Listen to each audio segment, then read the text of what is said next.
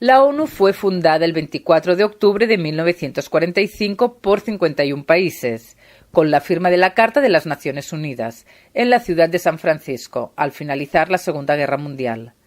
Dentro de la ONU, la Asamblea General, conformada actualmente por 193 Estados miembros, únicamente está facultada para formular recomendaciones no vinculantes para los Estados. Estas declaraciones son emitidas por un organismo político y deben interpretarse así. Representan las ideologías e intereses de los países o sus representantes y de ninguna manera no constituyen la encarnación de principios legales. Hay quienes afirman que las resoluciones de la Asamblea General sirven de alguna manera para conformar el derecho internacional consuetudinario o las costumbres. Lo cierto es que la Carta de las Naciones Unidas, artículos 10 y 14, faculta a la Asamblea General a hacer recomendaciones no obligatorias. En otras palabras, cuando alguien dice Israel viola la ley internacional porque lo dice habitualmente la Asamblea General de la ONU, la persona miente. La Asamblea no estipula la ley. Imaginad que la ley internacional fue dictaminada por un foro en donde la mayoría de los países no son democráticos y no defienden los derechos humanos. Ahora bien, si los Estados implicados en una resolución aceptan y asumen lo declarado en la Asamblea General, entonces esto posee fuerza legal. Otro caso poco común es que la Asamblea General adopte una resolución en el marco de la Unión Pro Paz, y esto ocurre si el Consejo de Seguridad, por falta de unanimidad entre sus miembros permanentes, no toma medidas en un caso en el que parece amenazar a la paz, quebrantamiento de la paz o acto de agresión. En noviembre de 1950 se adoptó una medida así a causa del conflicto en Corea. Las decisiones de la Asamblea General sobre cuestiones consideradas importantes, como por ejemplo las recomendaciones relativas a la paz y la seguridad, la admisión de nuevos miembros y las cuestiones presupuestarias, requieren una mayoría de 2/3. El presidente, tras consultar con las delegaciones y llegar a un acuerdo, puede proponer la aprobación de una resolución sin someterla a votación. Las decisiones cotidianas se aprueban con mayoría simple. Una de las cuestiones importantes que fueron analizadas por la Asamblea General fue el futuro del mandato británico sobre Palestina en 1947. La resolución 181 de la Asamblea General de Naciones Unidas, votada el 29 de noviembre de 1947, recomendaba la partición de Palestina en un Estado judío, un Estado árabe y una zona bajo un régimen internacional particular. Aprobada por 33 votos, incluidos los Estados Unidos y la URSS, frente a 13 votos en contra, entre ellos Cuba, y 10 abstenciones. Esta resolución alcanzaba las 2/3 partes requeridas. Fue rechazada por los árabes, pero aceptada por los judíos, quienes el 15 de mayo de 1948 proclamaron el Estado de Israel. Nótese que por entonces la ONU poseía solamente 1/3 de los actuales Estados miembros, por lo que sería lógico suponer que si una votación así se produjese hoy, difícilmente la Asamblea General de la ONU lograría 2/3 de los países a favor del judío entre las naciones. Es irónico que la ONU y particularmente la Asamblea General sean tan frecuentemente percibidas como foros para la deslegitimación de Israel cuando esta institución tuvo un papel fundamental en el establecimiento del Estado judío. La ONU aprobó el Plan de Partición de Palestina en 1947, aunque la ONU no creó a Israel. Los judíos crearon a Israel de facto con sus acciones. Al aceptarla en la ONU como un Estado miembro, ésta confirmó lo que de hecho ya existía. Ni la ONU ni su Asamblea General crean Estados, pero sí aceptan miembros que deben ser Estados. De hecho, Israel fue uno de los primeros países en ser incorporados a la ONU en 1949, el 59 Estado en ser aceptado. Fuera de la Declaración 181 de 1967, otra de las adoptadas por la Asamblea General por aquellos años fue la 194, del 11 de diciembre de 1948, que trató con el problema de los refugiados palestinos y exigía la solución al tema acompañado al reconocimiento de Israel.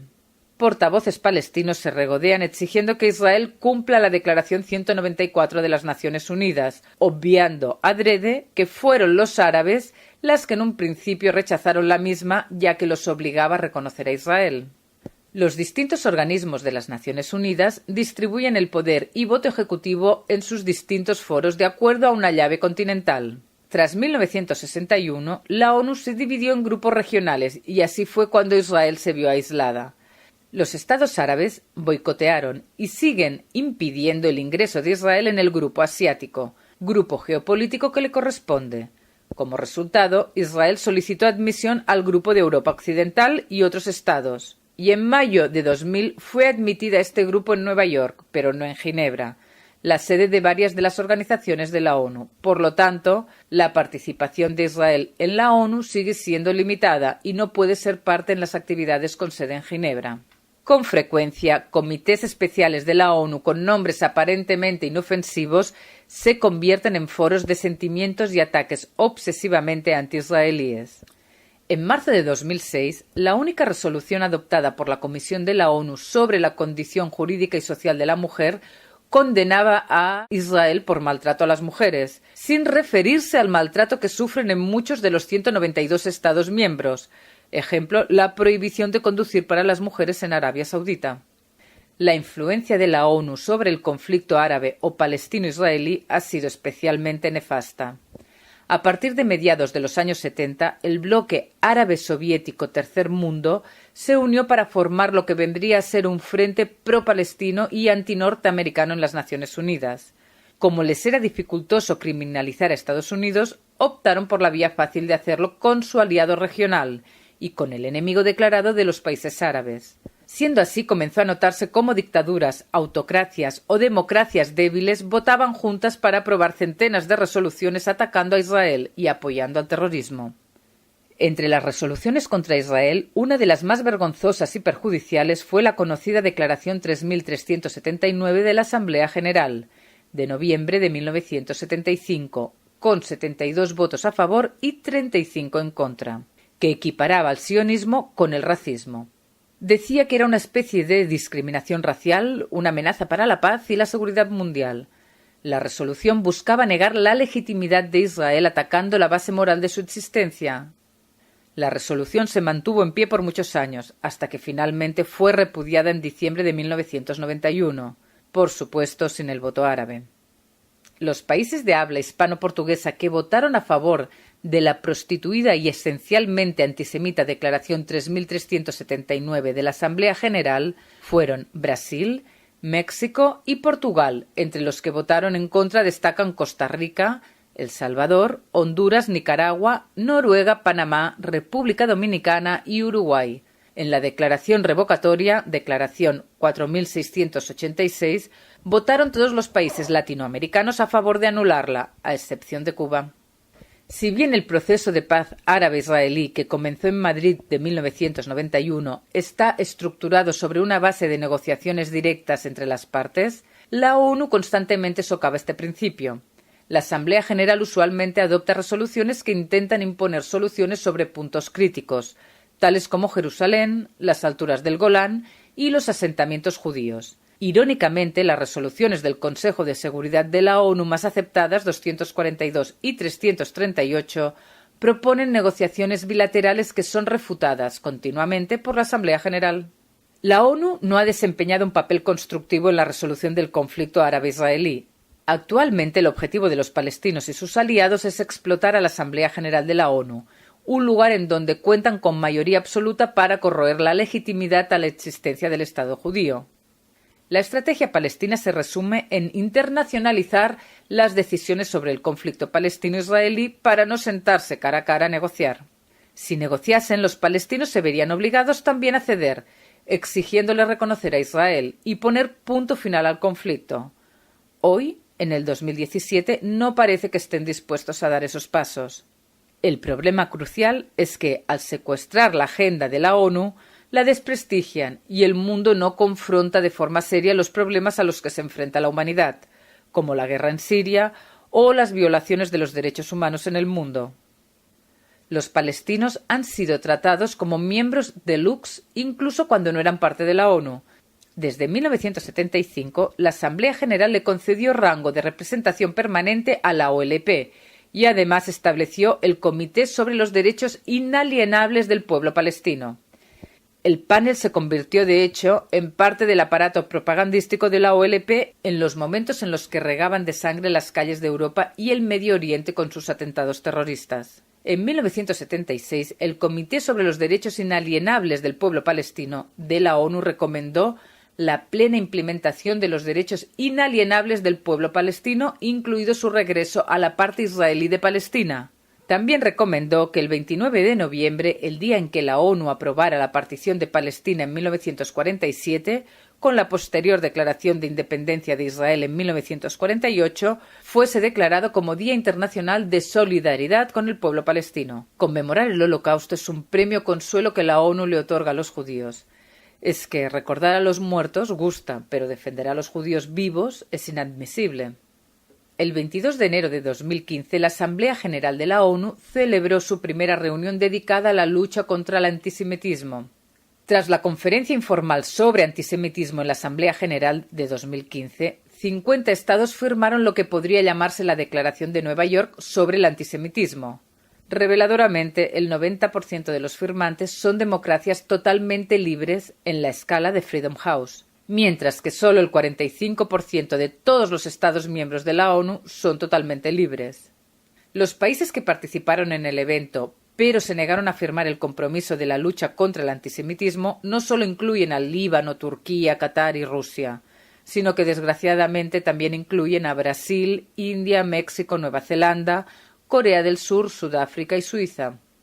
Siendo con los palestinos en 1988, la misma Asamblea General de la ONU designó a la OLP como Palestina. Muchos años después, vía la Resolución 6719 de la Asamblea General de Naciones Unidas, del 29 de noviembre de 2012, con un voto a favor de 138 países, 9 en contra, 41 abstenciones, acordó la admisión de Palestina como Estado observador no miembro. Al concretarse el proceso de paz, con la firma por parte de israelíes y palestinos de la histórica Declaración de Principios de 1993 en Oslo, se hizo evidente una clara disminución en el número de condenas contra Israel en las Naciones Unidas. Por primera vez, la Comisión de Derechos Humanos condenó el antisemitismo como una forma de racismo. En 1992, antes de Oslo, la Asamblea General aprobó 29 resoluciones contra Israel, pero en los años siguientes, 7 fueron eliminadas y 4 fueron modificadas a favor de Israel. Luego, en 1994, cuando el ministro de Relaciones Exteriores de Israel, Shimon Peres, se dirigió a la Asamblea General, los únicos que no asistieron fueron los iraníes. En 1995, la Asamblea General adoptó 18 resoluciones sobre el Medio Oriente, 8 de las cuales fueron redactadas nuevamente para evitar condenar a Israel. En octubre de 1993, por primera vez desde 1981, los Estados árabes de la ONU no cuestionaron la presencia de Israel en la Asamblea General. En 2000, todo volvió a cambiar. Tras la explosión de la Intifada del 2000, la demonización de Israel volvió a emerger. El enfoque de la ONU hacia Israel volvió a decaer con la Conferencia Mundial de la ONU contra el Racismo, organizada en Durban, Sudáfrica, en el 2001. En esta tercera conferencia internacional sobre racismo participaron los miembros de la ONU y un grupo de organizaciones no gubernamentales con la intención de buscar mecanismos efectivos para combatir la discriminación racial. La conferencia fue monopolizada por una serie de ONGs y por estados del bloque árabe-musulmán que explotaron dicha plataforma para deslegitimizar a Israel y promover el antisemitismo, incluyendo un retorno a odiosas calumnias judeófobas. La conferencia de Durban contra el racismo fue el escenario para que los más siniestros racistas difundiesen su odio bajo el amparo de las Naciones Unidas. En la Asamblea General de la ONU número 63 del 2008 también estuvo marcada por las acciones y los comentarios del presidente de la Asamblea General, el nicaragüense Miguel Descoto Brockman. Durante su ejercicio, Brockman dejó claro su desdén hacia Israel y su empatía hacia los palestinos. Durante el debate de ese año, el presidente Ahmadinejad hizo un discurso horrendamente antisemita que muchos entre la audiencia rechazaron. Sin embargo, el bueno de Brockman se levantó para abrazarlo. En noviembre de 2008, Brockman se refirió a las políticas israelíes como una nueva versión del apartheid e hizo un llamado a la comunidad internacional para boicotearla. Otro patrón de conducta es que la ONU adopta de manera rutinaria resoluciones críticas contra Israel, aunque nunca ha adoptado una resolución, inequívocamente condenatoria por la múltiple violencia contra los ciudadanos israelíes por parte del terrorismo Made in Palestina. Uno de los ejemplos más dramáticos del doble rasero de la institución se produjo en 2003, cuando Israel presentó el borrador de una resolución en la Asamblea General por primera vez en 27 años. La resolución pedía que se protegiera a los niños israelíes del terrorismo, pero no recibió suficiente respaldo de la Asamblea General para siquiera someter el tema a votación. Veamos otro enfoque. Varios comités y divisiones de la Secretaría General de Naciones Unidas están establecidos como resultado de sendas resoluciones de la Asamblea General y dedicados primordialmente a cumplir con una agenda demonizadora de Israel, impulsada desde las naciones árabes y creadas durante la década de 1970. Están muy comprometidos con la promoción de programas e iniciativas muy críticas a Israel. Entre estos están la División de Derechos Palestinos de la Secretaría, el Comité para la Investigación de Prácticas Israelíes en los Territorios, el Comité para el Ejercicio de los Derechos Inalienables del Pueblo Palestino, etcétera, etcétera, etcétera. Pasemos a los números. El trato grosero contra Israel en la ONU y especialmente en la Asamblea General es indiscutible. En el 2014, la Asamblea General aprobó 20 veces más resoluciones de condena a Israel por violaciones de derechos humanos que a cualquier otro país, y solo 7 sobre los otros 192 Estados miembros de las Naciones Unidas. 5 de las 10 sesiones de emergencia de la Asamblea General en su historia atacaron a Israel. Comparativamente, la Asamblea no celebró una sola reunión de emergencia sobre el genocidio en Ruanda o Sudán. Cuando analizamos todas las resoluciones de la Asamblea General de la ONU, desde enero de 1990 a junio de 2013, vemos que Israel está involucrado en el 65% de todas las resoluciones que critican a un país, mientras que ningún otro país aparece en más de un 10% de las resoluciones. Un Estado democrático, el único en Medio Oriente, es el blanco de la mayoría de las críticas. Suena raro, ¿verdad? Entre enero de 1990 a junio de 2013, se emitieron 1.676 resoluciones de la Asamblea General de la ONU en las que se usó el voto. De estas resoluciones, 744 no se referían a ningún país en particular, 932 mencionan a un país, 646 criticaron a un país y 272 lo elogiaron. 480 resoluciones involucran a Israel directamente o en relación a los países vecinos. De las resoluciones en las que Israel está involucrada, 422, que son el 88%, la critican, ya sea explícita o implícitamente. Países que verdaderamente desestabilizan la paz mundial como Corea del Norte reciben 38 críticas, Palestina 29, Irak 22, Irán 22 y Sudán 10. Durante el periodo de 1990 a 2012 se produjeron 5.400 muertes en combates relacionados con Israel, lo que significa 13 muertes en combates por cada resolución, en donde se critica a Israel. En el mismo periodo de tiempo en Irak murieron en combate 65.507 seres humanos, y en total Irak recibió 22 críticas de la Asamblea General de la ONU, frente a las 422 de Israel. Estados Unidos provocó en combate 22.946 muertes y recibieron, entre 1990 y 2012, 44 resoluciones en contra.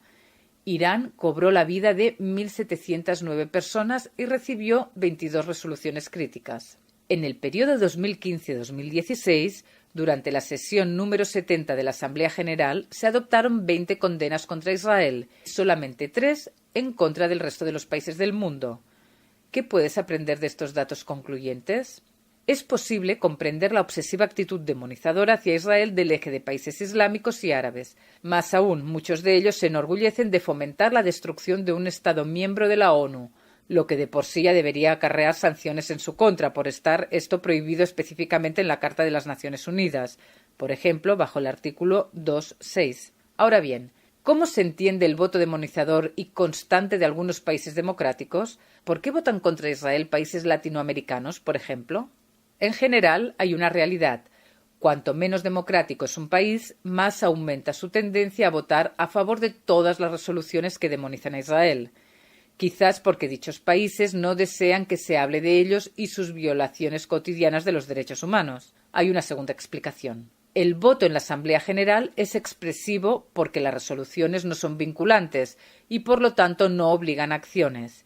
El voto es por lo general en bloques. El bloque compuesto por autocracias y democracias débiles posee una mayoría automática y son los que votan en contra de Israel. Una explicación de esta conducta es la teoría del voto señuelo de Schelling de 1978 a las críticas. El voto señuelo distrae la atención de los actos de represión que hacen gobernantes autócratas o poco democráticos contra su población. En otras palabras, si criticamos a Israel, que es gratis, nadie se ocupará de nosotros. Una tercera explicación sugiere lo siguiente.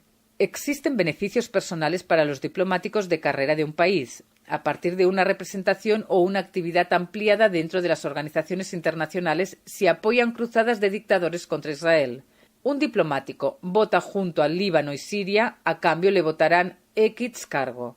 Los políticos nacionales pueden también dar directivas para el voto a las delegaciones de la ONU, y ellos se beneficiarán personalmente de la simpatía en las relaciones con estos regímenes dictatoriales. A la luz de lo que he explicado, citemos a quienes comprenden el problema claramente, como Jean Kirkpatrick, ex embajadora norteamericana ante la ONU, que dice: la ONU tiene la imagen de una organización mundial basada en principios universales de justicia e igualdad. La realidad es que la suerte está echada, no es más que el Comité Ejecutivo de Dictaduras del Tercer Mundo. La profesora Ann Bayevsky, Universidad de York de Canadá, al escribir sobre el sistema de derechos humanos de la ONU dice: es la herramienta de los que harían de Israel el arquetípico violador de los derechos humanos en el mundo actual. Es un criadero de antisemitismo. Es un santuario de relativistas de la moral. En suma, es un escándalo. Cuando el ex primer ministro de Israel, David Ben-Gurión, se refería a la ONU, la llamaba Shum, que se traduce como la ONU no vale nada. Más rebuscado fue el exministro de Relaciones Exteriores de Israel, Abba Eban, quien dijo: si Argelia pidiese a la Asamblea General de la ONU que condenase a Israel por aplastar la tierra, la condena recibiría 130 votos a favor. Así ocurre lamentablemente cuando una alianza islamofascista antisemita y poco democrática representa una mayoría automática en el organismo internacional. La discriminación contra Israel ha sido reconocida por Kofi Annan, ex secretario general de las Naciones Unidas, quien declaró que los países no deberían tratar a Israel en un nivel de comportamiento que no estuviesen dispuestos a aplicarles a otros países-estados, a los adversarios de Israel o incluso a sí mismos. Ha habido décadas de resoluciones. ¿Tiene algo de esto algún efecto sobre las políticas de Israel, que no sea fortalecer la creencia en Israel y entre muchos de sus partidarios que esta gran organización está demasiado parcializada? También el último secretario general de la ONU, Ban Ki-moon, admitió el desproporcionado ataque que sufre Israel desde la organización que dirigía. Lástima que durante su cadencia, y tampoco durante la de Kofi Annan, no hiciesen algo concreto para afinar contundentemente el eje moral de la Organización de las Naciones Unidas.